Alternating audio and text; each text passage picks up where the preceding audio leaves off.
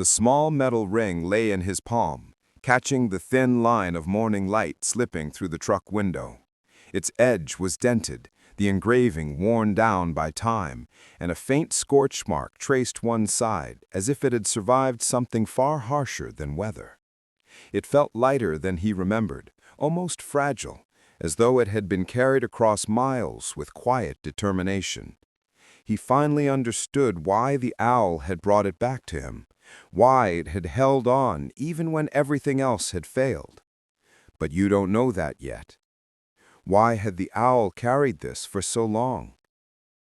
The morning was quiet as he stood beside his truck, parked near the edge of the field. He wiped the windshield with slow, practiced strokes, then checked the tools in the back like he did every day. Steam curled from the metal cup in his hand, drifting into the cold air. Some mornings felt heavier than others, and this was one of them. He couldn't name the feeling, only sense a small weight pressing behind his thoughts. But today, something felt off, as if the air itself was holding a secret. When he leaned closer to the hood, he froze.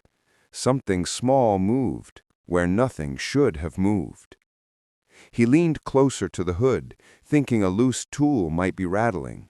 But then he heard it again, a faint scratching, too soft to belong to metal. When he lifted the panel, he froze. An owl was wedged deep between the wires, its feathers pressed tight against the warm engine frame. Soft down clung to the metal, and its sharp eyes, usually bright, were dull with exhaustion. One wing was bent at an angle that made his chest tighten. Dirt and soot streaked its small body, as if it had pushed itself through places it never should have gone. As he reached in carefully, something else caught his eye. A small metal ring clung to the owl's thin leg, old and oddly shaped. The surface was worn, thin, the edges scraped as if it had scraped against stone or metal for months. When he tilted it toward the light, he saw faded letters pressed into the metal. Not all of them were readable, but enough appeared to form the start of a location he thought he recognized. A partial name, a number, and beneath it, a date that made him stop breathing for a moment. It didn't make sense. That year was far from here, tied to a time he rarely allowed himself to revisit. He blinked, steadying himself, wondering if his memory was playing tricks. Am I remembering this right? He rubbed the ring again, tracing each shallow groove. A small wildlife rescue unit came to mind, one he had crossed paths with during his service.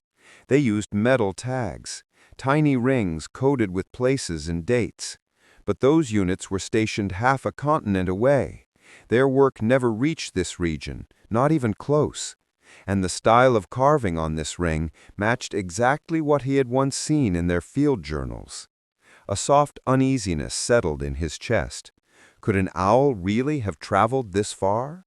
Could it have carried something this old and survived long enough to reach him? He turned the ring one more time and saw a mark on the side, sharp, deliberate, and unmistakably foreign. One mark on the ring didn't belong to the region at all. He looked toward the injured bird resting against the engine frame and felt the question rise quietly inside him. Could this owl really have come from that far? He tried to steady his thoughts and forced himself toward the simplest explanation. Maybe the owl had slipped out of a nearby farm. Maybe someone in the village used old tagging methods. Maybe this wasn't unusual at all, and he was reading too much into a tired bird and a worn piece of metal. He opened an old booklet he kept in the truck, a small guide to local wildlife rescues, and flipped through the pages. None of the rings in the diagrams matched the one in his hand. The symbols were different. The dates never used this format. He frowned and dialed the local ranger, asking if any sanctuaries nearby used foreign tags. The answer came quickly. None of them used this symbol. He hung up and let out a slow breath. So his first thought had been wrong. The owl wasn't local, and the tag wasn't a village relic. As he turned the ring again, something darker caught his eye. A thin line of burnt residue clung to the underside, almost invisible unless the light hit perfectly. He rubbed it gently, and the ash-like dust smeared across his thumb. That wasn't from age, it was from heat. Strong heat, the kind that comes from fire or an engine crash. He stared at it, heart tightening. Someone had tried to erase its origin. A memory rose without warning, sharp enough to still his breath. He saw a night from his service years, a night when the sky above the burning forest glowed orange and thick smoke choked every direction. Their unit had used small tagged birds to carry quick signals when radios failed, tiny rings identical in size and weight to the one in his hand. He remembered watching one of those birds disappear into the haze, carrying a message meant to guide a stranded comrade out of danger. But the message never arrived. The comrade never returned, and he had spent years wondering if he could have done more. A softer memory followed, the voice of that same comrade beside a dying fire, saying that lost things were never truly gone. Some things find their way back. He had held on to that line for a long time, then eventually buried it under the routine of quiet days and heavy mornings. Regret had become a silent companion he rarely acknowledged. The owl shifted its injured wing, a small, tired movement, but it felt like a reminder from a past he thought he had sealed away. And suddenly, a night he thought he had forgotten returned to him. He sat down on the truck's step and cleaned the ring with slow, careful movements, wiping away the soot and dust that had hidden its markings. As the metal cleared, the faint scratches began to take shape. The initials formed fully this time, crisp enough to recognize. A number followed, one he had seen years ago on a wildlife researcher's tag list during the fire rescue missions. When he turned the ring slightly, the date became clear too. Exactly the year the forest had burned and the message-carrying birds were released in desperation. His chest tightened. It wasn't coincidence. It wasn't imagination. He opened an old field map he kept for habit, spreading it across the tailgate.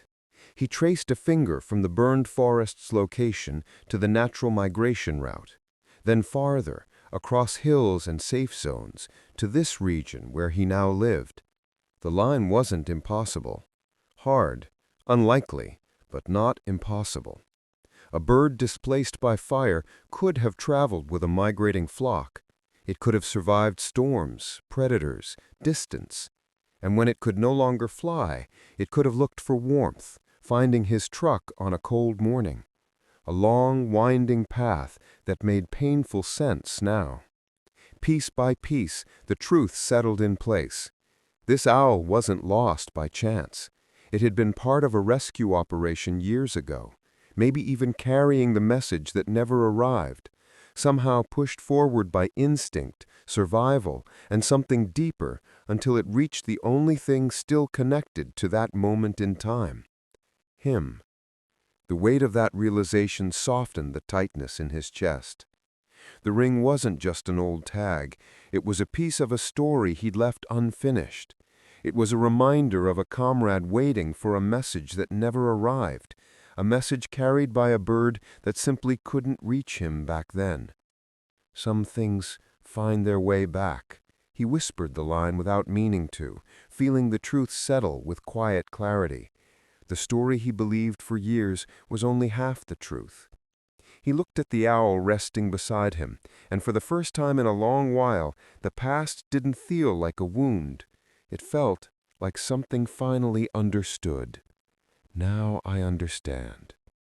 He sat on the truck step again, holding the metal ring exactly as he had in the quiet moment from the beginning of this story. But now the object felt different in his hand. It no longer seemed like a mysterious scrap of metal lost in an engine. It felt like a survivor's mark, a symbol of a journey that refused to end unfinished. The dents showed the miles the owl had crossed. The worn engraving carried the weight of a message that never reached its destination. and the faint burn marks whispered of a fire he once believed consumed everything. He looked at the owl resting beside him, and his breathing steadier now, its eyes clearer. He knew what needed to happen next. When the bird healed, he would take it back toward the migration route, letting it follow the path it had been forced away from. Maybe it would fly again. Maybe it would simply rest in the wild. Or maybe it would stay close, drawn by something only animals seemed to sense. He lifted the ring once more, letting the morning sun warm its surface. This wasn't just a tag. It was a memory carried home, a story returned to the only person who could finish hearing it. Some things find their way back. He felt the line settle quietly in his chest, closing the distance between past and present. With a calm breath, he placed the ring beside the owl, honoring the long road that had brought both of them here. Even the smallest life carries stories we are meant to hear.